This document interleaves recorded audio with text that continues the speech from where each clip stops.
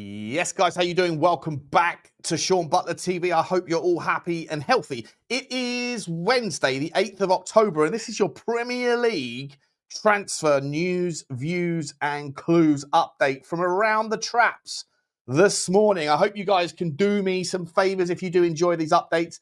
Quite quick, to the point, hopefully. No more than 12 or 13 minutes. Then smash the like button for me on the video, hit the subscribe if you haven't already, hit the notification bell, and drop a comment or two. Let me know your thoughts on the topics we drop. First and foremost, we got a little bit of good news for Everton, and that is Everton fans even, that James Tarkowski has signed a new Everton contract until 2028. That's coming from the Times this morning. The 32-year-old centre-back has extended his contract with Everton amid wider moves by the club to retain key players. It'll be interesting to see if he can keep his playing partner next to him next season, as there are a never-ending list of rumours out there in all the different fan channel streams, quoting various sources about Jarrad Branthwaite. As a Tottenham fan, we are looking for someone to come in and play sort of mix it up a little bit with Mickey van der Ven. We know Mickey van der Ven has injury-prone problems over the last couple of years of his time in England. And Jarrad Branthwaite's one of the greatest left-sided. I'm not sure if he's fully left-footed. I think he might be ambipedal, to be entirely honest, but an absolutely wonderful player. And the links with him leaving Everton have never gone away. I think he signed a new contract in the summer, if I'm not mistaken. But listen, sometimes those contract signings can be just there to protect the value of the player ahead of what will or maybe become a transfer race for the player's signature. But look, Everton fans will rightly probably think that times are changing at Everton. New stadium, David Moyes has done very well since he's been there. Things are looking good with their players. Jack Grealish, great on loan. So good news for them to sign to tie in James Tarkowski, and it will be interesting to see whether or not the links to Jarrad Branthwaite going to Manchester United, maybe going to Tottenham. I'm sure Everton fans will sit there and say, why leave us and go to a team or any of these teams that are looking at him that are a little bit up and down? Maybe, I mean, I'd be very, very much of a stretch to see a player from Everton leaving and joining Liverpool. So we'll leave that one before I even say it out loud. But Liverpool, of course, are looking for support and reinforcements at the back line. It's probably their biggest area of vulnerability. And maybe they've signed too many players that are just too front foot and too aggressive, and it leaves holes at the back, and that's why there's a little bit of volatility and vulnerability to their form. Anyway, we'll move on. Leandro Trossard, guys. Well, he has denied any intention at all to leave Arsenal. In a Reuters interview, Leandro Trossard confirmed that despite earlier speculation, he never planned a departure and remains committed to Arsenal. It's interesting, on the back of a lot of noise and news regarding Arsenal's particular pursuit of one Antoine Semenyo, who we'll come to later. Again, more and more rumours out regarding Semenyo. Now, Arsenal on the back of signing so many players this summer, spending so much money, having the greatest amount of depth I think I've seen in an Arsenal team, and pretty much across the Premier League for a long time. They're going to be a very hard nut to crack this year, even after the sad news for Arsenal fans this morning, I think it was, that Odegaard has been pulled out of the Norwegian international camp. I think he's done a ligament and will likely be out for 4 to 6 weeks. I don't think it's a full-on tear, but it's certainly a strain, and he'll be out. But listen, Arsenal do have a lot of depth this year, and there were rumours all summer regarding whether Martinelli or Trossard were going to leave. In the end, what Trossard has to say is, he says at the beginning, quote, "At the beginning of the season, I struggled a bit with an injury. I think those rumours arose because of the lack of minutes. I've had some good weeks, both individually and with Arsenal." He added, I'm finally a fit footballer again, a player in top form. I'm happy, very happy about that. I played a lot in recent weeks. I've done my thing, and I feel good about that." When he's talking about Belgium's fixtures against North Macedonia, followed by a trip to Cardiff. He says, "It's up to us to win on Friday and go to Wales with a good feeling. North Macedonia also has quality. We can't underestimate them. So we will have to try to kill the game off as quickly as possible. If we believe in it, it will happen." We're not here to talk about international football, so I don't know why I dragged that little bit of the quote in, wasted 15 seconds of your time, as I continue to do. I apologise. Get back to the point, Butler. Okay, so here's the thing. Are Arsenal going to move for Antoine Semenyo? They are favourites to sign him at the moment, I believe, if he was to leave Bournemouth. He, of course, as well, just signed a new contract in the summer. There's rumours out there saying that there's a £70 million release clause on Semenyo. I was pretty sure that was in his previous contract and it was removed. I could be mistaken. I'm not entirely up to speed with the guy's contract details. And obviously, look, we know from Morgan Gibbs-White, that whole debacle in the summer, if you're a Tottenham fan, you'll know that sometimes release fees and release clauses don't mean anything if you have stubborn and indignant owners that just decide to just throw it out. Maybe, of course, there's more to that story than meets the eye with regards to Tottenham tapping the player up. But either way, back to Semenyo and back to Trossard, if Arsenal were to try to get Semenyo to come in, if there was a willingness for a deal to happen, I think it would cost somewhere around £100 million. But he's an incredibly versatile player, incredibly talented. I think he's got 9 GA and 7 goals already this season in 7 games, in the Premier League. Absolutely phenomenal return. Can play off the left, can play off the right. Absolutely terrifying. Now, when it comes to Arsenal's options, there's not enough space in that squad.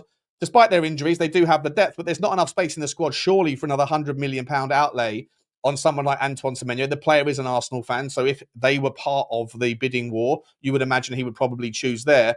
But there have to be a liquidation, I would assume, of either Martinelli or Trossard. Trossard seems to feel confident with his own performances. We know Martinelli has been spoken of very highly by Mikel Arteta this season, coming off the bench and getting into games and scoring late goals, crucial late goals as well. And so it will be interesting to see, how that whole story develops, because, something has to move, right? Something has to give for there to be space, I'd imagine, and also just to raise revenue. I know Arsenal are consistently at the top, making brilliant money in their revenue streams, in the Champions League, the TV broadcast rights, their sponsorships. They are about to embark potentially on a 70,000 seater extension, or a total post extension capacity of 70,000. There'll be disruptions to their cash flow for that. It will be difficult for me to envision how they can find an extra 100 million absent some sort of liquidation of talent. But Arsenal seem to have a pretty good track record with getting good money for some of their players that they deem surplus to requirements. So we shall see. But Trossard says, I'm not interested in moving. I'm very happy here and I'm doing well. And any of that noise was just noise, just that. Let's move on. Let's go to a player that used to be at Tottenham, or used to be in North London rather, who also doesn't have any interest in leaving. Harry Kane, he said he's all in at Bayern Munich. If you're a Tottenham fan, again, you'll know I've spoken about this before. He's trying to sort of put any notion of going back to the Premier League to bed. He said back in the day when he first left Bayern, he would probably think he would have gone back. Now he doesn't think about it. He thinks about it less so. And to be entirely honest, he's also kicking the can on any notion of going to the NFL. That's something he says that's later in his career, the final couple of years. And when he's 32, 33 years old, how much time does he think he has left on his side? We shall see. Either way, though, he has obviously put that stuff to bed, saying he's very happy in Munich. His family's very happy. He's settled in and he wants to win things and he thinks he's in the best place to do so. At the same time, there are spurious rumours out this morning that are getting sent around all of the aggregators that Al Hilal, Saudi Arabian team Al Hilal, who've got no reluctance to throw big money at players when they want to. Apparently, Saudi club Al Hilal may be willing to propose an astonishing wage deal to lure Kane to Bayern Munich. And I do have that story in front of me just to give you some details on it. This is according to a report from German newspaper Bild. Al Hilal have offered Kane an incredible package worth £256.4 million for a 3-year contract. Is that about £85 million a year or something like that? 80, 60, 81, 62, 40? Yeah, about £85 million a year. Journalist Christian Falk confirmed that the English talisman was and is on Al Hilal's radar, who are working on presenting such an offer that cannot be refused. Falk said on his True or Not True podcast, they have been going after him for some time. They wanted him when Bayern signed him. At that time, they tried to steal Kane, but Bayern already had an agreement with the player. I heard that Al Hilal wanted to pay Harry Kane £85.5 million per year if he plays there for a 3-year contract. That is not bad, added Falk. Well, listen, I'd be very, very surprised if that was to happen. He's never mentioned any interest in going there. I think if he is going to leave the European system, I think he'll probably pivot west to America. And whether that's to play in the MLS or to play in the NFL as a kicker, time will tell, and it remains to be seen. But either way, what an offer. But he seems very, very happy in Germany right now. Moving forward, Josh Zirkzee. Well, he wants to leave Manchester United. This is according to Swedish outlet Aftonbladet, citing the Daily Mail. Reports that Zirkzee is frustrated at his limited playing time and wishes to find a new club in January. I think I brought this to your attention yesterday, that he is looking at potentially Everton or potentially West Ham. Now, we know West Ham, they're also subject or potential rumours percolating around a £1 billion valuation. Kieran Maguire, football finance guy, spoke about that. The fact that Tottenham Hotspur have had 3 expressions of interest from 3 different consortiums that are looking to invest in football in the Premier League and primarily in London. Well, West Ham fans will hope that if one of those 3, all 3 of those were rejected by Tottenham, all 3 of those have decided to walk away from making an official bid, maybe one of those 3 might turn their attention to West Ham. And again, as Kieran Maguire said a few days ago, to the American PE money, the ability to market the whole, Cockney West Ham team thing in America, it definitely draws some sort of some real interest and excitement around the prospects there. And so maybe West Ham fans can be really excited. I did do a video about the West Ham takeover story a couple of days ago on this channel. Please go and check it out. The link will be in the description. I'll try and put the video up above you now so you can click on it. Let's move on. Antoine Semenyo, I spoke about him, right? So Semenyo isn't just drawing interest from Arsenal. He's drawing interest from Liverpool, from Tottenham, and from Manchester United. This is according to TalkSport, but it's everywhere again this morning. Look, for me, you have to ask the question, have Liverpool spent so much money that they don't necessarily have enough left over in their coffers to be able to go and get another £100 million? Well, look, they did rally and did raise a lot of output revenue from player exits this summer. But the question marks for me are around, do they really need another attacking player? Is the root of their problems right now some sort of attacking imbalance or attacking lack of depth? I would argue absolutely not. Cody Gakpo, Ekitike, Isak, Wirtz, who hasn't necessarily started fantastically well, Mo Salah. They've got so much. They've got the young kid as well on the left-hand side, Onua, I think his name is. Absolutely amazing amount of depth. You could make the argument that they could use a left winger of that talent, and who would not want to have Antoine Semenyo? But for me, Liverpool's misfortunes this summer just come from an imbalance in the amount of players that are moving forward with the ball, and even players that are being sort of shoehorned out of position, their lack of depth at the centre-back spot, Szoboszlai sometimes being played as a right-back but being given the licence to get forward. It just feels a little bit top-heavy. And so for me, if I was Liverpool's fans, and listen, how dare I even suggest what they should think, but I think to most people looking in at Liverpool, it's the lack of balance and the lack of depth with regards to defensive midfielder roles and what they have at the back that should be their January priority. And if they don't resolve that, then prioritising players like Semenyo ahead of those sorts of outcomes, it might end up giving Arsenal fans what they want, which is that finally getting over the line in the title race. Not to say that Manchester City and maybe others are not in the title race as well, but you'd imagine at this stage it's one of those 2 or potentially City. Anyway, Manchester United are also in the headlines with regards Harry Maguire. He is reportedly now saying he would like to stay at Manchester United beyond his current deal. This is from TalkSport as well, but although possibly at reduced wages. A bit of an enigma, Harry Maguire, isn't he? Always seems to get the attention, always seems to draw a lot of hate and venom his way, but has been so pivotal in sort of random areas, in random factors in his career at Manchester United, getting late goals and being just someone that can be relied on in the moment to try and do good things. I sort of feel a little bit sorry, not that I would ever feel sorry for footballers, the amount of money they're paid, but I do feel a little bit sympathetic, I should say, to the way that he gets a lot of the anguish of Manchester United fans with their problems. But for me, the obvious problems at the football club are not necessarily the players on the pitch, but the people that are picking the players, buying the players, or making the decisions above them. And I think you can see that from the likes of what's happened with a lot of the players that have left the club and gone on loan or gone elsewhere. Rasmus Højlund doing very well on loan. Anthony doing very well on loan. Garnacho doing very well on loan. Lots of players that leave Manchester. Even Andre Onana, by the way, who was an absolute clown in the Premier League for the most part. Well, he's gone over to Turkey and they want to immediately make that loan deal permanent, such as the way that he started life over there. So is it sometimes getting out of the fishbowl that is Manchester United and getting a fresh set of ambition and energy into your legs, just out, and like I say, out of that sort of environment? Or is it the players and the standard and the quality of the league? I'm not sure. But for me, Harry Maguire, if he was going to stay, I'm not sure how Manchester United fans will feel about that. I think that they probably want to see some sort of new direction with regards their centre-back issues, because they are another team that needs a bit more depth in that regard. Talking about centre-backs, though, and players that are in massive demand, Mark Guehi, he is attracting interest from multiple clubs. Liverpool, obviously, are one of the favourites to sign the player, but he's also being eyed by Bayern Munich, Barcelona and Real Madrid as his contract nears expiration. And of course, those 3 clubs overseas can actually sign a pre-contract arrangement with him, I believe, from January the 1st. And so, it'd be interesting to see whether or not Mark Guehi would do that. Would that sort of put the dampeners on any particular momentum that Crystal Palace have right now? And they've been a phenom this year, an absolutely sensational team to watch, a sensational story, a real feel-good factor out of Crystal Palace, especially given they won the Community Shield and, of course, the FA Cup last year.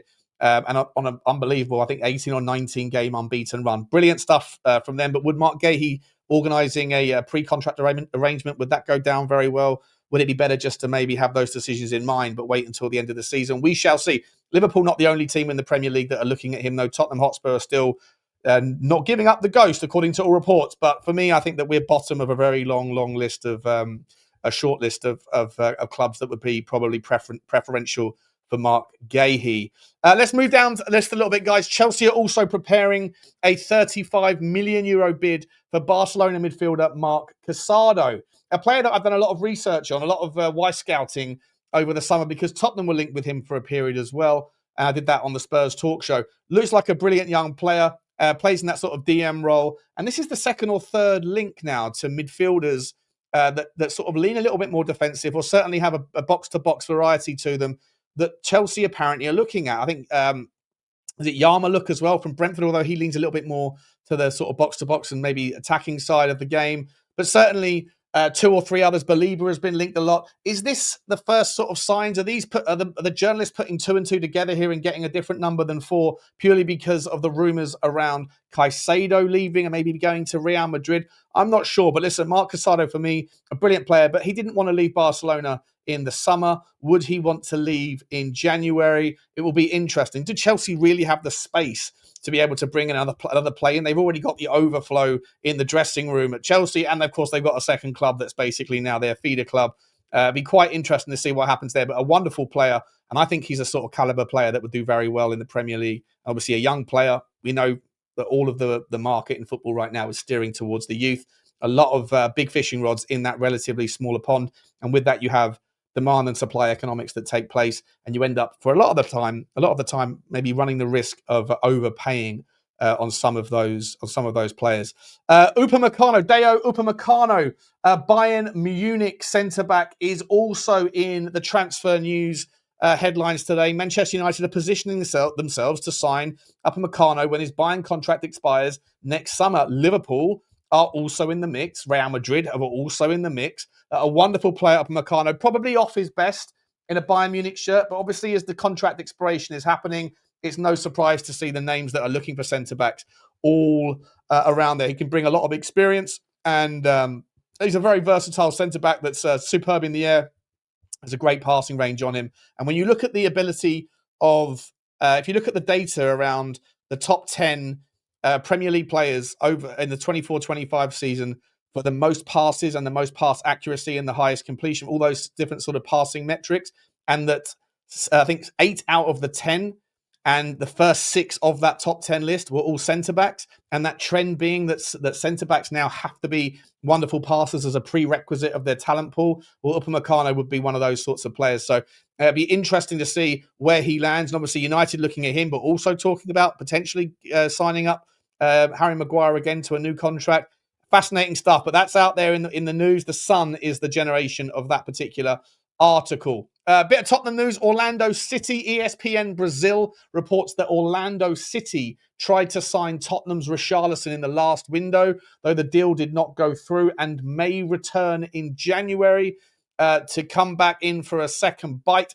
I'd be very surprised if Richarlison was going to leave Tottenham to go to Orlando City in a World Cup year. World Cup year makes really strange, things, the intentions and the pros and cons of certain transactions that wouldn't normally be there are very much apparent in a World Cup year. And so it'd be fascinating to see whether or not Richarlison would leave. I think most Tottenham fans would be happy to see that story sunset and for him to move on. But look, with an injury to Dominic Solanke, with players like Matthias Tell not really hitting the ground running so far this season, although he did score a goal in the last weekend against Leeds.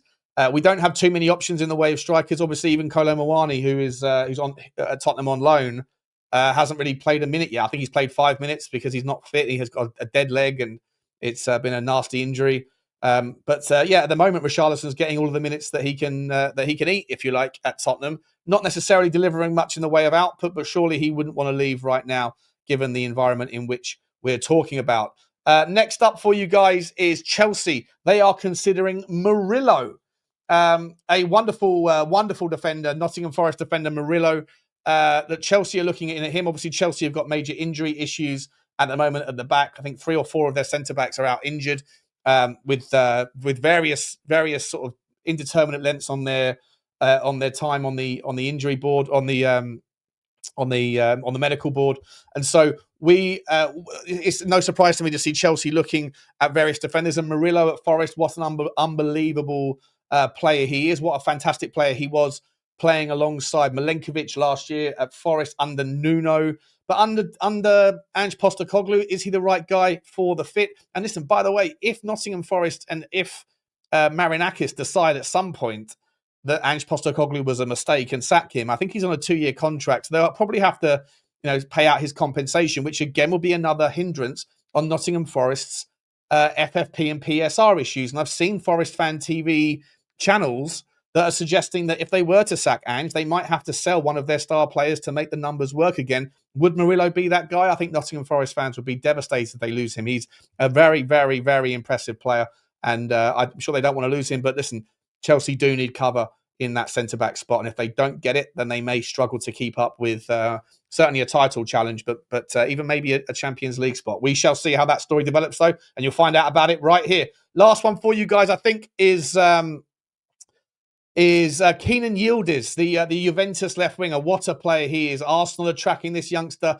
Tottenham Hotspur are tracking this youngster. I think anybody that's looking for a left winger, anybody that's looking for someone that's wise beyond their years, that demands a hell of a lot from their teammates, that is a technical powerhouse, but has pace, has power, has a passing range, has output as well. He is their star boy right now over at Juve, but he's also a Juve guy. Like, I think he's very much in love with the Juve story. I think he's got a bit of a kind of kindred spirit kind of thing, relationship with Alessandro Del Piero, who's still connected to the club. And so maybe the temptation of bringing him to the Premier League isn't quite there yet. Maybe he's very happy where he is. And Juve are obviously one of the biggest teams in Europe and will continue to be. And so it'll be interesting to see how that story sort of pans out. But I know that a lot of teams were interested in him in the summer. There was no joy on those transfers. Will things change in January? I'd be surprised, to be entirely honest. I don't give this one too much credit. But look, when there's a good player that's emerging that happens to be young, that's in one of those positions on the pitch where everybody's looking for improvements, then the links are going to be there. And it's no different with Kenan Yildiz. Let's just quickly round off. I believe that's about it. There's one last story for you guys from Ibrahima Konaté. According to the Daily Schmankerl, I think that's must be a German article, is saying that Konaté is said to be asking for increased pay to stay at Liverpool instead of moving to Real Madrid. This story still got legs in it. This story with Konaté still had legs in it. Would he really do what Trent Alexander-Arnold did? He's looked at the Trent Alexander-Arnold story. Right? He went over. Trent Alexander-Arnold basically, half of the Liverpool fan base, turned their back on him as soon as he decided he wanted to go to Real Madrid. Most players, nearly every single player in world football, when Real Madrid comes calling, they answer the phone. With Trent Alexander-Arnold decided to go to Real Madrid, and that news was already decided before the end of the season. Liverpool fans didn't want to see him in a Liverpool shirt anymore. Not all of them, but some of them. And then he went to Real Madrid, and he hasn't really worked out yet. He's had injuries. He hasn't had great form. Real Madrid fan channels, the media, the giant fishbowl that is Real Madrid went in hard on him. And I don't know whether Konaté is going to look at that experience and think, I mean, it's not the same because Konaté isn't necessarily one of Liverpool's own like Trent was. But is there an argument to sit there and think that that Konaté might think better of it? And does he really want to go anywhere? What's wrong with Liverpool? Right, Liverpool can essentially win everything that Real Madrid can win, for sure. They can win the Champions League. They can win the league in the Premier League. And I'm not always sure about what the motivation is to go to a place where Don't get me wrong, it's the best and the biggest club in the world. But if it doesn't start well, you don't get much time. The pressure is on you before you even arrive. And if it doesn't go absolutely perfectly, then you're going to be the victim of some incredible pressure from the relentless fans over in Spain. But that's about it, guys, for the transfer news, views, and clues roundup. I hope you enjoyed this one. Let me know your thoughts on any of those particular stories, and I will see you tomorrow for another one. Like, subscribe, and comment. And as always, bye-bye.